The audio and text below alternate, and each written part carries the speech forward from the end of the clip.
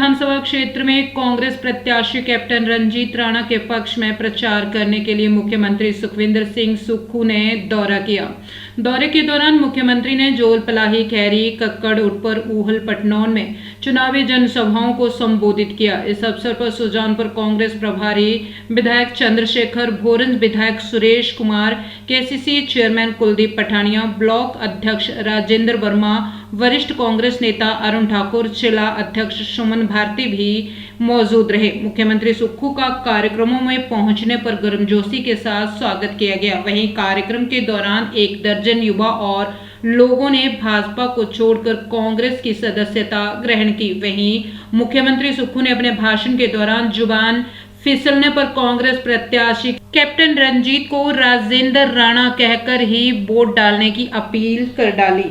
पलाही में पत्रकारों से बातचीत के दौरान मुख्यमंत्री सुक्खू ने कहा कि हमीरपुर जिला के गौरव को कलंकित करने वालों के खिलाफ सुजानपुर के प्रत्याशी कैप्टन रंजीत राणा मैदान में हैं। उन्होंने कहा कि कांग्रेस के प्रत्याशी कैप्टन रंजीत राणा के साथ पूरी कांग्रेस सरकार खड़ी है। उन्होंने कहा कि बिके हुए विधायक राजेंद्र राणा ने अपना ईमान बेचा है और कई बार पार्टी बदल बदल कर वोट लोगों के लेते रहे हैं, लेकिन इस बार सत्य और झूठ की लड़ाई में जिसमें सत्य की जीत होगी। देखिए, जयराम ठाकुर जी एक फ्लॉप डायरेक्टर है। उन्होंने पहली फिल्म बनाई रिवाज बदलेंगे, भारतीय जनता पार्टी 25 पर पहुंच गई। दूसरी फिल्म बनाई उन्होंने operation lotus, Bharatiya Janata party फिर 25 पर टिकी रही। तीसरी फिल्म बनाई उन्होंने कंगना मंडी के अंगना, अब उसकी शूटिंग की डेट उन्होंने फिक्स की हुई है। बेचारी हर जगह जा रहे हैं और हमारे को बोल रहे हैं कि फिल्म फिर 15 महीने में हमारी फिल्म ब्लॉकबस्टर हुई है। क्या कोई कभी सोच सकता था कि विधवाओं की बच्चों की पढ़ाई का खर्चा और हॉस्टल का खर्चा 27 साल तक की उम्र में इस दूसरे बजट में 15 महीने की सरकार लेकर आएगी? क्या कभी कोई सोच सकता था जिन बच्चों की माता नहीं है, पिता नहीं है, उन बच्चों की पालन पोषण का खर्चा कानून के द्वारा 27 साल तक सरकार लेके आ रहेगी? क्या कभी कोई सोच सकता था जो भारतीय जनता पार्टी कहती थी कि 1500 रुपया पेंशन कब मिलेगी, जब हमने 18 साल से ऊपर की महिला को 1500 रुपया हर महीने पेंशन देने की बात की और साल का 18,000 रुपया देने की बात की जब तक उसके शरीर में अंतिम सांस बचा है, तो अब उस पेंशन को रुकवाने चले गए। क्या कोई कभी सोच सकता था कि 70 साल से ऊपर के बुजुर्गों को 25 लाख रुपए तक का मुफ्त इलाज की सुविधा हिमाचल प्रदेश की 15 महीने की सरकार देगी? क्या कभी कोई सोच सकता था वही अधिकारी थे कि ओल्ड पेंशन स्कीम से 9,000 जो हमारे रिटायर्ड कर्मचारी उनको फ़ायदा हो रहा है, जिनको 2700 रुपये से 30,000 रुपये मिलती थी, ये जनता तय करेगी 1 जून को।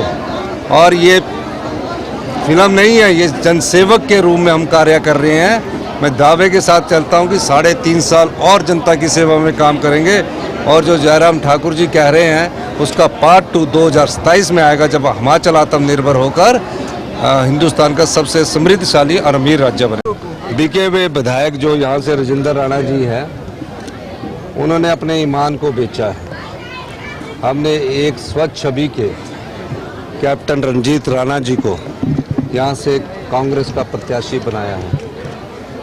10 साल में वो कई बार बदल कर पार्टी बदल कर वोट लेते आए हैं। इस बार का चुनाव ईमानदारी और बेईमानी के बीच, सत्य और झूठ के बीच होगा।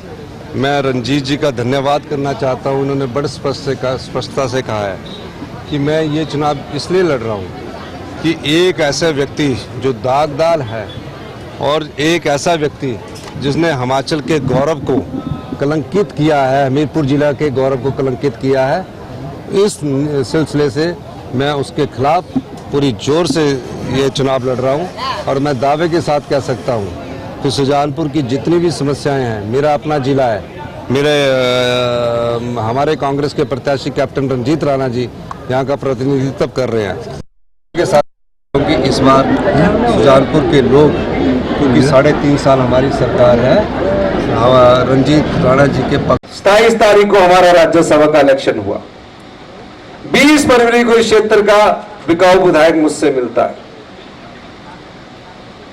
हमारी चर्चा होती है। मैंने कहा कि मैंने आपके विधानसभा क्षेत्र में आना है। वो कहते हैं कि मेरा एक क्रशर है नैना टिक्कर में। कहां है? सिरमौर में, नैना टिक्कर में। उस क्रशर को स्वीकृत करवा दो जल्दी, पार्टनरशिप में है। मुझे तो उसी दिन पता लगा एक राजगढ़ में जगह ली हुई है जहां होटल बन रहा है, एक यही आपकी खड्डों में क्रशर पार्टनरशिप में है। इसके लिए आया, कभी ये नहीं आया कि आपदा प्रभावित परिवारों को मकान कैसे बन रहा है, डंगे कैसे लग रहे हैं, कभी नहीं आया। पशु हमारे खेतों में चले जाते हैं, कटीलेदार तार के लिए हमारे को स्वीकृत करवा दो। मैं बताना चाहता हूं, मैंने बाढ़ लगाने के लिए इस योजना में किसानों को 50 करोड़ रुपया रखा है ताकि कटीलेदार तारों से उनकी फसल को नुकसान ना पहुंचे। 50 करोड़ रुपया इसके लिए आया।